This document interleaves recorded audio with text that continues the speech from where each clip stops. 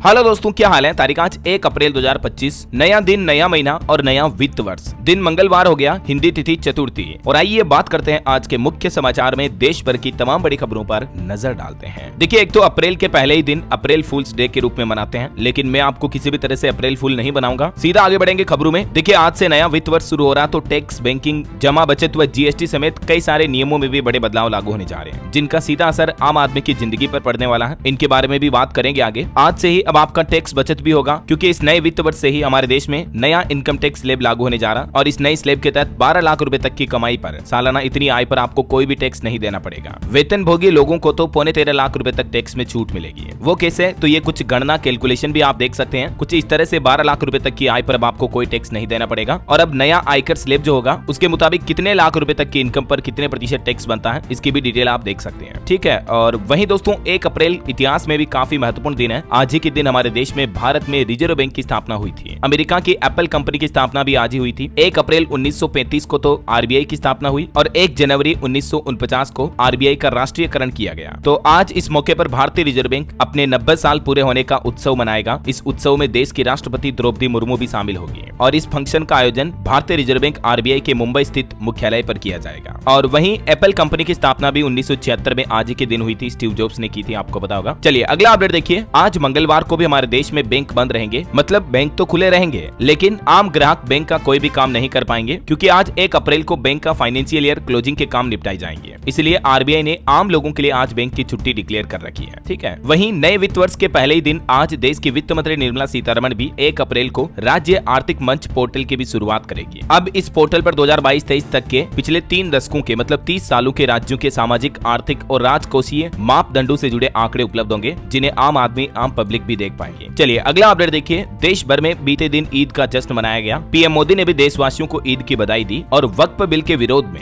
मुस्लिम भाई लोगों ने, मतलब नमाजियों ने, काली पट्टी बांधकर नमाज पढ़ी है। ये कुछ तस्वीरें आप देख सकते हैं। वक्फ बिल के विरोध में देश भर के कई राज्यों में बीते दिन काली पट्टी बांधकर नमाज पढ़ी। मुस्लिम नेता बोले कि भाजपा गंदी राजनीति कर रही है, तो वहीं मंत्री सारंग ने कहा कि बिना पढ़े विरोध गलत है। हालांकि मुस्लिमों का कहना है कि काली पट्टी बांधकर विरोध करना हमारा अधिकार है। सांसद बर्क ने भी ईद पर यह नमाज पढ़ी और ये संदेश दिया। ईद के मौके पर AIMPLB यानी all India Muslim personal law board के महासचिव ने भी संदेश दिया और कहा कि वक्फ संशोधन बिल के खिलाफ संघर्ष लगातार जारी रहेगा। आपको पता होगा, केंद्र सरकार हमारे देश में नया वक्फ बिल लाने की तैयारी कर रही है, और खबर तो ये भी है कि वक्फ संशोधन बिल कल 2 अप्रैल को सदन में पेश किया जा सकता है। केंद्रीय मंत्री किरण रिजिजू बोले कि इसकी तैयारी कर रहे हैं हम। गृह मंत्री अमित शाह ने भी कहा था कि इसी सत्र में वक्फ बिल लेकर आएंगे। वक्फ बोर्ड के पुराने और नए कानून में 4 बड़े प्रमुख अंतर हैं, तो इन्हीं संशोधित कानूनों को लेकर देश भर में मुस्लिम भाई लोग जो विरोध कर रहे हैं। और वहीं दोस्तों, इस बार ईद के मौके पर LOC पर मिठाइयों का आदान प्रदान भी नहीं हुआ। पीएम मोदी ने बांग्लादेश की यूनिट सरकार को ईद की बधाई भी दी। कुछ और राज्यों के ईद के अपडेट देखिए आप। राजस्थान में ईद पर लहराए फिलिस्तीनी झंडे, 12 में 25 लोगों पर FIR भी दर्ज हुई। तो वहीं जयपुर में भी वक्फ विरोध में काली पट्टी बांधकर नमाज पढ़ी। कुछ जिलों में हिंदू मुस्लिम एकता का अनोखा संदेश देखने को मिला। हिंदू भाइयों ने मुस्लिम भाई लोगों पर फूल बरसाए। ये देख सकते हैं आप कुछ तस्वीरें भी। हिंदू मुस्लिम एकता संगठन की ओर से राजस्थान जयपुर में ये अनोखा संदेश दिया गया। और दोस्तों, उत्तर प्रदेश के मेरठ में ईद की नमाज के बाद 2 पक्षों में झड़प हो गई। कई राउंड की फायरिंग भी हुई। आधा दर्जन से ज्यादा लोग घायल हो गए। ये कुछ तस्वीरें देख सकते हैं आप। मेरठ में नमाज के दौरान जमकर पत्थर चले, फायरिंग हुई। यूपी के मुरादाबाद में भी हंगामा हुआ, फिर दोबारा नमाज कराई गई। सहारनपुर में भी फिलिस्तीनी झंडा लहराया। तो कुछ यूं रहा यूपी में ईद का माहौल। इधर हरियाणा में भी ईद पर नमाज के बाद 2 गुट भिड़ गए। लाठियों से एक दूसरे के सिर फोड़े, 20 से ज्यादा यहाँ भी घायल हो गए। तो कुछ जगहों पर काफी हिंसा, कंट्रोवर्सी वगैरह देखी गई। बाकी कुल मिलाकर शांतिपूर्वक त्योहार मनाया गया, अच्छी बात रही। और देखिए, बॉलीवुड एक्टर्स ने भी, आमिर खान, सलमान खान ने ईद का सेलिब्रेशन कुछ यूं मनाया। अपने घर की बालकनी से फैंस को हाई हेलो किया। आमिर खान दोनों बेटों के साथ नजर आए। चलिए आगे बढ़ते हैं अपन खबरों में। देखिए अगला अपडेट। भारत का विदेशी ऋण बढ़कर 717.9 बिलियन अमेरिकी डॉलर हो चुका है। वित्त मंत्रालय की तरफ से ये आंकड़े जारी किए गए। 2023-24 के आंकड़े भी देख सकते हैं। चलिए अगली खबर आ रही है कि पीएफ से पैसा निकालने की लिमिट बढ़ाने पर भी जल्द ही फैसला लेगी सरकार। 5 लाख रुपए तक विड्रॉल लिमिट की जा सकती है। जो अभी आपको पता होगा, पीएफ निकासी के ऑटो सेटलमेंट की सीमा 1 लाख रुपए है। इसको बढ़ाकर 5 लाख रुपए तक करने की तैयारी कर रही है केंद्र सरकार। हालांकि सरकार ने इसका प्रस्ताव भी तैयार कर लिया है। CBT के अप्रूवल के बाद ये फैसला लागू हो जाएगा। पीएफ का ऑटो क्लेम क्या है, इस बारे में जानकारी भी आप देख सकते हैं। वहीं जल्दी आपको UPI और ATM से भी अपना पीएफ का पैसा निकालने की सुविधा मिलेगी, है ना। मैंने आपको बताया था इसके बारे में पहले भी DLS न्यूज चैनल पर। चलिए अगली खबर आ रही है। भारत का एक्सप्रेस पार्सल बाजार तेजी से आगे बढ़ रहा है। साल 2030 तक लॉजिस्टिक्स सेक्टर में 24 से 29 बिलियन शिपमेंट आने की उम्मीद है।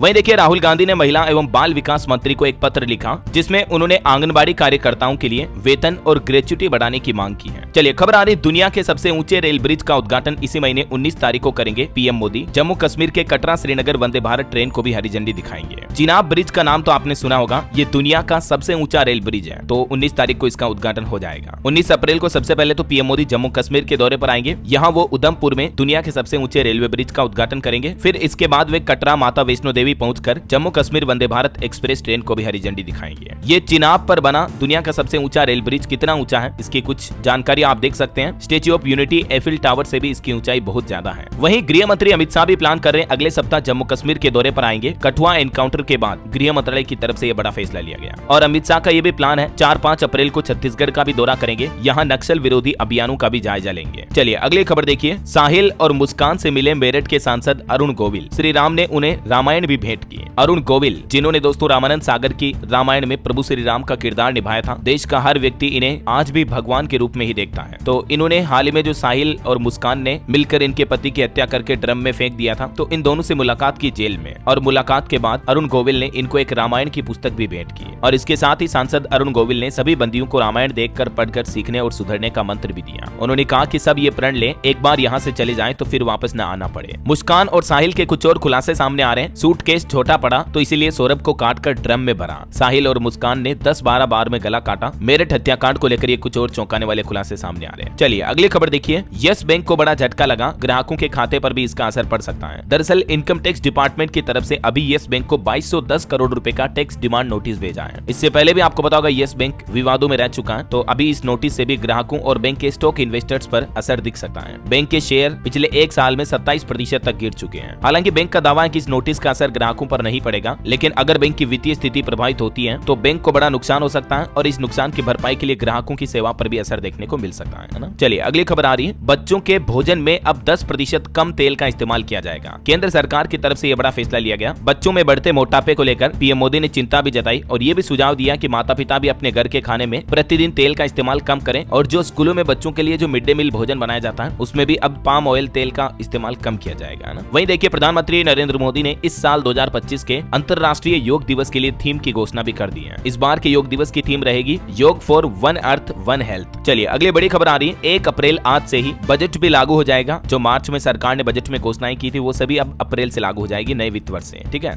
इसके अलावा दोस्तों आज से 6 और बड़े बदलाव भी हो रहे हैं। एक तो टैक्स स्लैब में राहत मिलेगी, मैंने आपको शुरुआत में बताया। नौकरी पेशा लोगों को 75,000 का अतिरिक्त फायदा मिलेगा। इसके अलावा टीडीएस लिमिट की सीमा को बढ़ा दिया, अब 6 लाख रुपए तक की रेंटल इनकम पर टैक्स नहीं लगेगा। टीसीएस लिमिट को भी बढ़ाया, विदेश में पढ़ाई के लिए 10 लाख रुपए तक भेजने पर अब कोई टैक्स नहीं देना पड़ेगा। अब अपडेटेड आयकर रिटर्न भरने के लिए ज्यादा समय मिलेगा, 48 महीने तक दाखिल कर पाएंगे। और भी सस्ता महंगा को लेकर कुछ बदलाव हुए हैं। देखिए आज नए वित्त वर्ष से ही ये आइटम जो सस्ते हो सकते हैं सरकार के बजट के फैसलों के बाद, जिसमें कुछ ईवी वगैरह और मोटरसाइकिल इंजन ये सस्ते हो सकते हैं और कुछ आइटम जो महंगे हो सकते हैं जैसे स्मार्ट मीटर, सौर सेल, आयातित यानी इंपोर्टेड जूते, मोमबत्तियां, जहाज, पीवीसी फ्लेक्स आइटम वगैरह ये महंगे हो सकते हैं। और म्यूचुअल फंड में भी आज कुछ बड़े बदलाव हो रहे हैं। अब बताने होंगे स्ट्रेस टेस्ट के नतीजे। पैन कार्ड, आधार कार्ड अगर आपने लिंक नहीं किया तो स्टॉक पर मिलने वाला लाभांश यानी डिविडेंड भी आपको नहीं मिलेगा। और भी दोस्तों 1 अप्रैल 2025 से ही क्या क्या 10 बड़े ऐसे नए नियम बदलाव लागू होने जा रहे हैं जिनका सीधा असर आम आदमी की जिंदगी पर पड़ने वाला है। एलपीजी गैस सिलेंडर से लेकर बैंक खाता, नौकरी, पेंशन, बिजली बिल समेत इन सभी नियमों की डिटेल जानकारी मैंने कल शाम को ही डीएलएस न्यूज चैनल पर एक वीडियो डाला है। तो ये आज की खबरें समाप्त होने के बाद आप इस वीडियो को जरूर देख लीजिएगा। मेरी तरफ से पर्सनली आपके लिए बता रहा हूँ, रिकमेंडेशन है ये, ताकि आपको अप्रैल महीने नए वित्त वर्ष के सभी नए कानून कायदों के बारे में एक ही वीडियो में जानकारी मिल जाएगी। ठीक है ना। तो एक बार आप खुद देखना इस वीडियो को, आप खुद बोलोगे कि हाँ यार डीएलएस भाई वाकई में बहुत अच्छी मेहनत की है, बहुत अच्छे अपडेट बताए हैं। बाकी मेरा मकसद ये होता है दोस्तों की डेली आपको काम की खबरें, महत्वपूर्ण जानकारियों के अपडेट देता रहूं। इसलिए तो मैं आपको बोलता हूं कि डीएलएस न्यूज चैनल से जुड़ा रहा करो। अगर अभी तक भी आप जुड़े नहीं हो अपने डीएलएस भाई से तो जुड़ जाइए, इस चैनल को सब्सक्राइब करके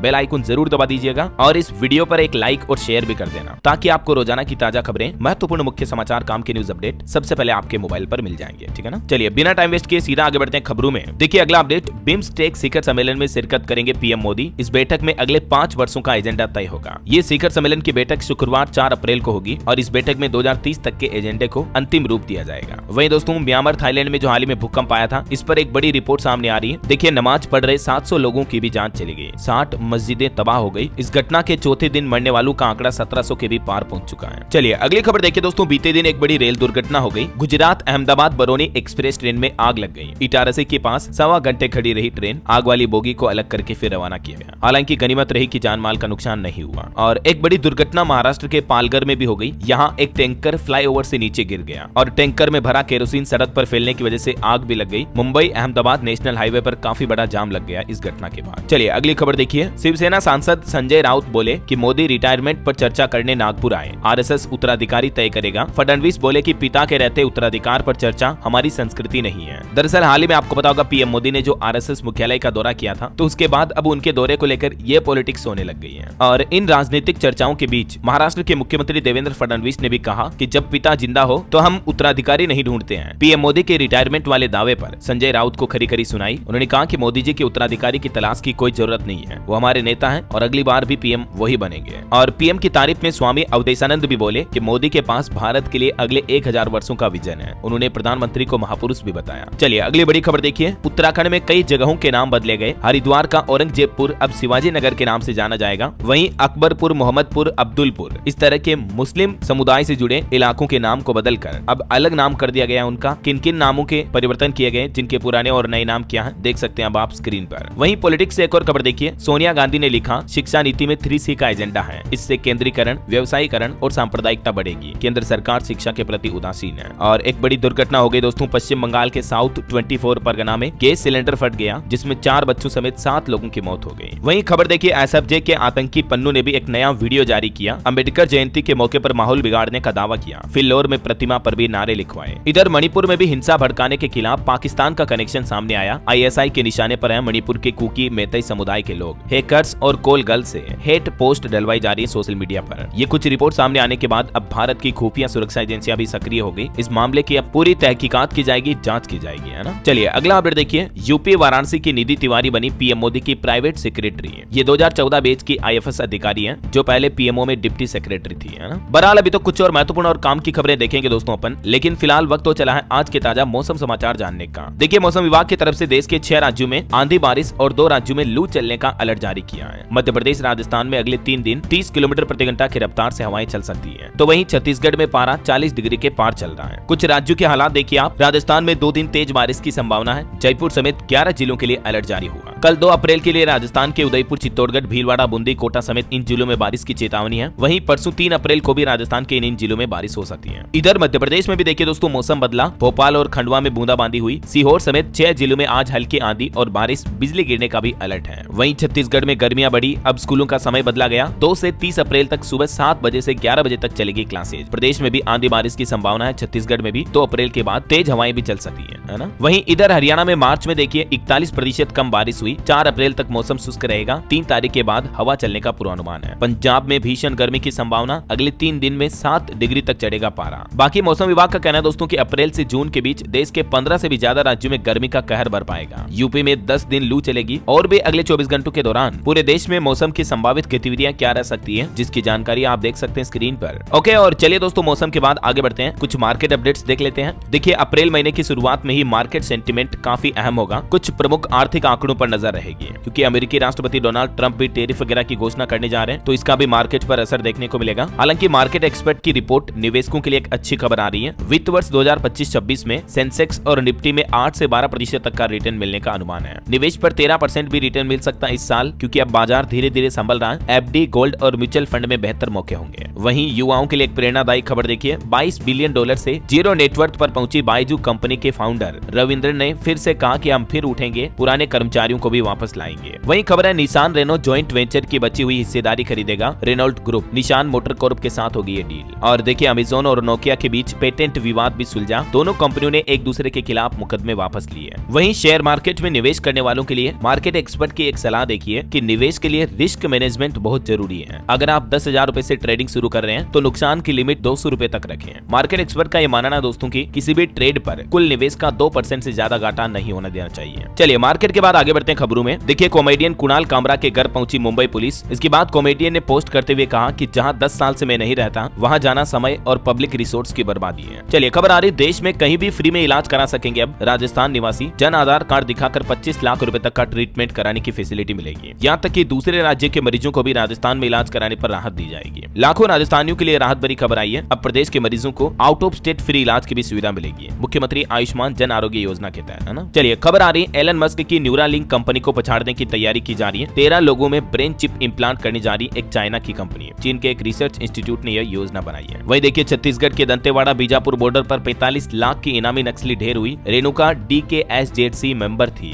खबर है मध्य प्रदेश उज्जैन महाकाल में देखिए वैदिक घड़ी के बाद अब विक्रमादित्य वैदिक मोबाइल ऐप लॉन्च हुआ। उज्जैन में अमित शाह इस ऐप को लॉन्च करेंगे। 189 भाषाओं में आप ग्रह नक्षत्र और मुहूर्त को जान पाएंगे। इस ऐप में आपको और क्या क्या जानकारी मिलेगी देख सकते हैं आप। वहीं खबर है अभी नवरात्रि के मौके पर माता वैष्णो देवी में रोज 30 क्विंटल चना और हलवे का भोग लग रहा। पहली बार रेडियो फ्रीक्वेंसी आइडेंटिफिकेशन सिस्टम से क्राउड मैनेजमेंट तय किया जा रहा है। चलिए खबर देखिए हिमाचल प्रदेश में अनुबंध कर्मचारियों के लिए खुशखबरी आई है। 2 साल का कॉन्ट्रैक्ट पूरा करने वाले कर्मचारियों को नियमित किया जाएगा। ये वाकई में संविदा कर्मचारियों के लिए हिमाचल सरकार की तरफ से बहुत ही अच्छी घोषणा की गई है। और खबर है दोस्तों मध्य प्रदेश में अवैध कॉलोनियों पर 1 महीने में नया कानून लागू होगा। 2016 से पहले की कॉलोनियां नियमित की जाएगी। उसके बाद वाले टाइम पीरियड में अवैध निर्माण किया तो जेल की सजा होगी। चलिए खबर है बांग्लादेश के अंतरिम PM बोले भारत के नॉर्थ ईस्ट राज्य लैंड लॉक्ड है। उनके पास समुद्र तक पहुंचने का रास्ता नहीं है। हमारे बैकयार्ड में भी समुद्र है। वहीं बजाज कंपनी ने गुड़ी पड़वा के मौके पर सेल्स का नया रिकॉर्ड बनाया। महाराष्ट्र में एक ही दिन में 26,000 से ज्यादा गाड़ियां बेची। और खेल समाचार पर खबर देखिए दोस्तों मुंबई ने IPL 2025 में पहला मैच जीता। कोलकाता को 8 विकेट से हराया। अश्विनी कुमार को 4 विकेट भी मिले। और खबर आ रही कि अब AI की मदद से पांडुलिपि चित्रों को पाठ में बदला जाएगा। संसदीय समिति ने सुझाव दिया। वहीं देखिए बैंक ऑफ अमेरिका ने सोने की कीमतों पर एक बड़ा दावा करते हुए कहा कि MPC के बाद रेपो रेट घटने का भी अनुमान है और सोने के दाम इस साल 2025 में $3500 प्रति औंस तक पहुंच सकते हैं। यानी इस हिसाब से देखा जाए तो भारत में सोने का रेट 1,10,000 से भी ऊपर जा सकता है। चलिए मुंबई हाईकोर्ट का एक बड़ा फैसला देखिए। बीमा पॉलिसी धारकों को हाईकोर्ट ने राहत दी है। उनके पक्ष में फैसला सुनाते हुए कहा कि अब इलाज के लिए मिले मुआवजे से नहीं कटेगी मेडिकल क्लेम की राशि। एक केस की सुनवाई करते हुए मुंबई उच्च न्यायालय की तरफ से यह आदेश जारी किया है देश भर की बीमा कंपनियों के लिए, है ना। चलिए दिल्ली में शराब पीने वालों के लिए बड़ा अपडेट आ रहा। 5 दिन शराब की दुकानें बंद रहने वाली है। 2025-26 में कब ड्राई डे रहेगा इसको लेकर दिल्ली सरकार ने ये तारीखों का भी ऐलान किया। 10 अप्रैल, 18 अप्रैल, 12 मई और जून में भी इन तारीखों को शराब, वाइन, दारू वगैरह की दुकानें बंद रहेगी, है ना। वहीं खबर है दोस्तों उत्तर प्रदेश में आज से बदल जाएगी स्कूलों की टाइमिंग। अब इस समय खुलेंगे बेसिक और माध्यमिक स्कूल। दरअसल यूपी में मंगलवार 1 अप्रैल से स्कूलों के समय में बदलाव हो रहा और नया टाइम टेबल क्या होगा इस बारे में जानकारी भी आप देख सकते हैं। कितने बजे स्कूलें शुरू होगी, कितने बजे क्लास खत्म होगी, है ना। वहीं एक रिपोर्ट सामने आ रही है भारत के बैंक और टेक सेक्टर में तगड़ा इन्वेस्टमेंट आ सकता है। 2027 के अंत तक $1 अरब तक निवेश हो सकता है। पावर सेक्टर को लेकर अच्छी खबर देखिए। साल 2025-26 में नवीकरणीय ऊर्जा क्षमता में 34,855 मेगावाट की बढ़ोतरी होगी। परमाणु बिजली पर भी फोकस बढ़ाया जा रहा, ये कहना है केंद्र सरकार का। और महिलाओं लड़कियों के हित में एक बड़ा फैसला देखिए। अब 26 सप्ताह तक गर्भ गिरा सकेगी महिलाएं। बच्चे को जन्म देने के अधिकार पर भी मुंबई हाई कोर्ट अदालत की तरफ से ये फैसला सुनाया गया। कोर्ट ने एक 32 वर्षीय महिला के केस की सुनवाई करते हुए ये फैसला सुनाया। वहीं केरल राज्य में देखिए आंगनबाड़ी आशा कार्यकर्ताओं का विरोध तेज हुआ। सिर मुंडवा कर सरकार से मांगे पूरी करने की अपील की। और एक बड़ी चिंताजनक रिपोर्ट आ रही वैज्ञानिकों की। माइक्रो प्लास्टिक की वजह से सालाना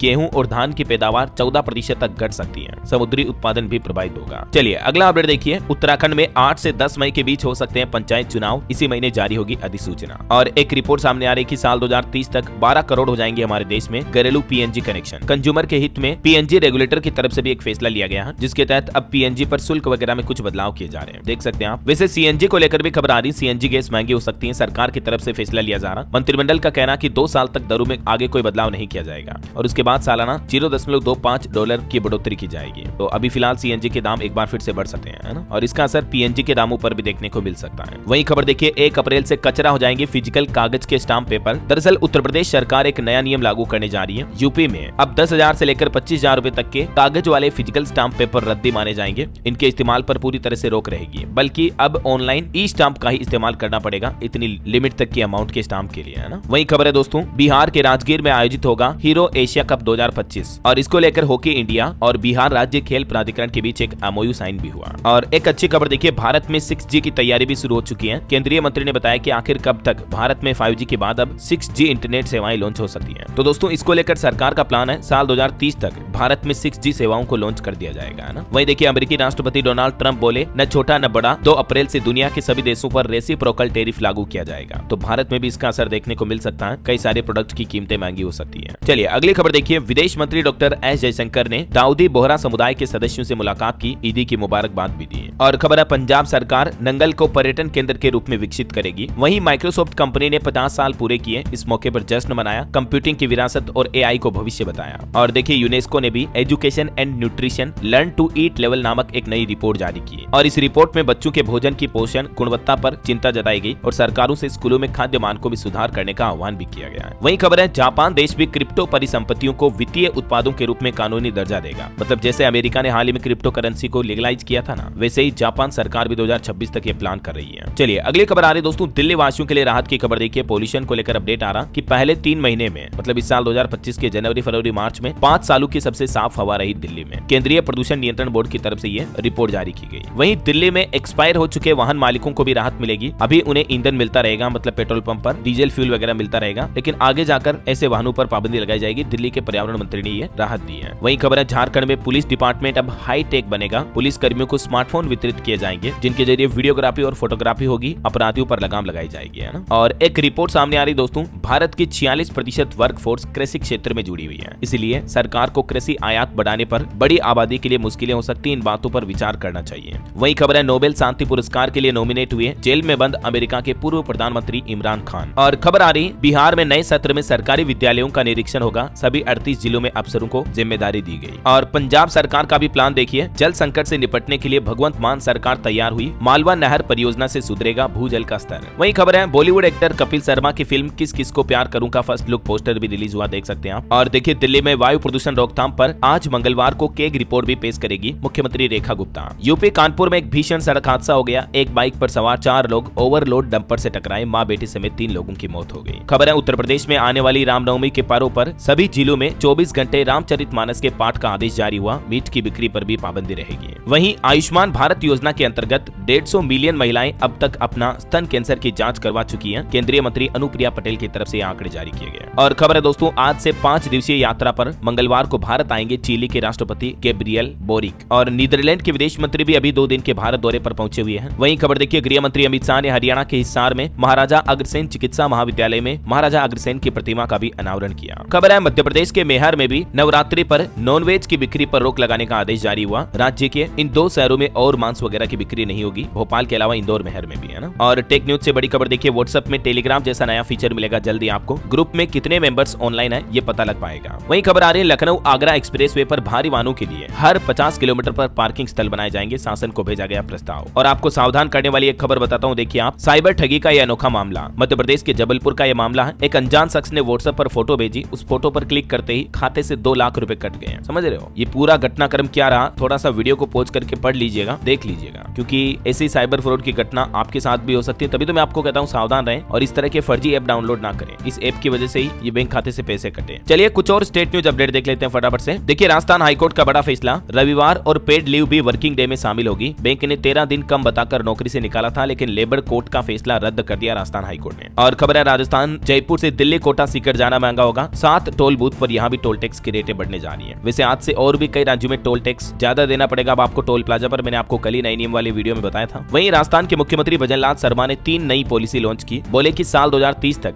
राजस्थान की अर्थव्यवस्था को $350 बिलियन तक ले जाना हमारा लक्ष्य है। अब राजस्थान में निवेश को बढ़ावा मिलेगा। मुख्यमंत्री ने लॉजिस्टिक्स, वस्त्र और डेटा सेंटर नीति भी जारी की। 3 लाख करोड़ के निवेश का रास्ता साफ हो चुका है। राजस्थान में निवेश उत्सव में नई नीतियां भी जारी हुई और MOU ट्रैकिंग के लिए एक नया मोबाइल ऐप भी लॉन्च हुआ। चलिए अगला अपडेट आ रहा दोस्तों, पीएम मोदी बोले कि बिजली बनाकर बेच सकेंगे, बिल भी 0 रहेगा। उन्होंने कहा कि 2 लाख घरों तक किचन के जरिए पाइपलाइन से गैस पहुंचाई। छत्तीसगढ़ बिलासपुर दौरे के दौरान पीएम मोदी ने ये बातें कही। वही देखिए हरियाणा में खरीफ और रबी की फसलों की प्राइसिंग पॉलिसी रिव्यू होगी। सरकार ने हाई लेवल कमेटी बनाई, फार्मिंग कास्ट की भी जांच की जाएगी। और दोस्तों हरियाणा में आज से बिजली भी महंगी होने वाली है। 3 साल पहले भी रेट बढ़ाए थे। फ्यूल सरचार्ज पहले ही बढ़ा चुकी है हरियाणा सरकार। राज्य के 81 लाख बिजली उपभोक्ताओं को आज से बड़ा झटका लगेगा। अभी हरियाणा में बिजली की टेरिफ यानी यूनिट रेट दरें क्या है देख सकते हैं आप, लेकिन हरियाणा सरकार का प्लान है अब लगभग 47 पैसे प्रति यूनिट तक बिजली के रेट बढ़ सकते हैं अप्रैल से, है ना। और IRCTC की तरफ से एक नया टूर पैकेज निकाला गया दोस्तों। 7 ज्योतिर्लिंग के दर्शन करने का मौका है। अमृतसर से 12 मई को स्पेशल ट्रेन रवाना होगी। ठीक है, आप IRCTC के पोर्टल पर टूर पैकेज की जानकारी देख लेना। वहीं हरियाणा बीजेपी मुख्यालय बदलेगी। केंद्र सरकार की मंजूरी मिली। 6 अप्रैल से रोहतक से पंचकुला में शिफ्ट किया जाएगा इस मुख्यालय को। और हिमाचल में देखिए एक बड़ी दुख भरी घटना हो गई। 3 साल की बच्ची जिंदा जल गई। 19 झुग्गियां जलकर राख हुई। फायर ब्रिगेड बोला कि सिलेंडर में ब्लास्ट की वजह से ये कई झुग्गी झोंपड़ियों में आग लग गई। और खबर है उत्तराखंड के 19वें मुख्य सचिव बने आनंद बर्धन। उत्तराखंड 4 धाम यात्रा पर भी अपडेट आ रहा। 10 लाख पहुंचा ऑनलाइन रजिस्ट्रेशन का आंकड़ा। और देखिए उत्तर प्रदेश के ताजमहल में भी नमाज अदा की गई। नमाजियों पर फूल बरसाए गए। और यूपी में भी टोल टैक्स महंगा होने जा रहा। लखनऊ से गोरखपुर जाने के लिए अब आपको 375 रुपए देने होंगे। ये देख सकते हैं आप पहले कितना टोल था और अब कितना लगेगा। वही खबर है IIM लखनऊ में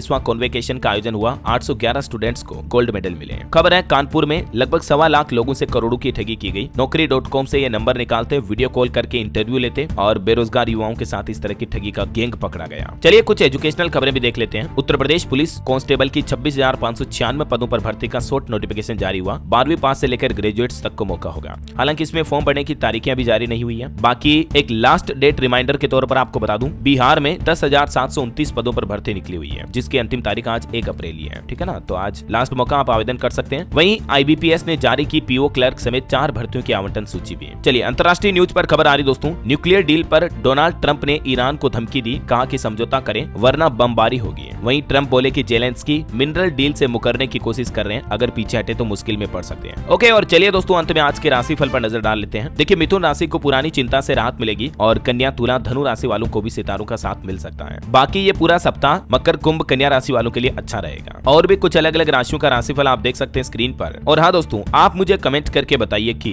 हाल ही में किस देश की सरकार ने बिटकॉइन और क्रिप्टो करेंसी को ऑफिशियली तौर पर लागू करने की घोषणा की अपने देश में। कमेंट करके लिखिए। सही जवाब देने वाले लोगों को रैंडमली सेलेक्ट होने पर DLS न्यूज टीम की तरफ से एक शानदार सरप्राइज गिफ्ट जीतने का मौका मिलेगा। और इसी के साथ ही अगर आपको वीडियो अच्छा लगा तो इसे लाइक करना, शेयर भी करना। DLS न्यूज चैनल को सब्सक्राइब करके बेल आइकन जरूर दबा देना, रोजाना ऐसी इन्फॉर्मेटिव जानकारियां, महत्वपूर्ण समाचार देखते रहने के लिए। ओके, ख्याल रखिएगा अपने आप का, अपने परिवार का। मिलेंगे अगले नेक्स्ट अपडेट में, तब तक के लिए जय हिंद, जय भारत, वंदे मातरम।